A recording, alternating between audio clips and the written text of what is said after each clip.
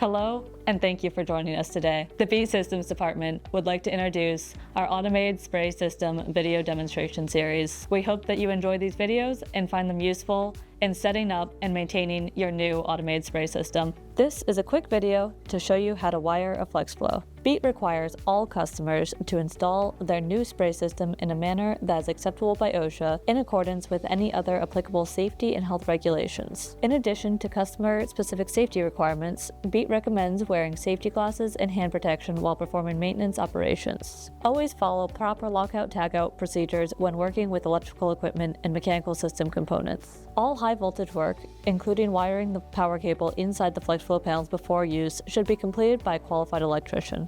For this demonstration, we are using a Siemens FlexFlow 1000 unit. That being said, the terminal blocks are the same for all units. Push the wire through the gland plate on the bottom of the panel.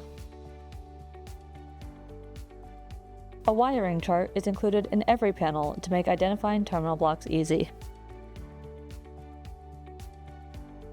Use a small screwdriver or something similar to push down the orange button on the terminal block. Insert the wire. Release the orange button and gently tug on the wire to ensure a firm connection.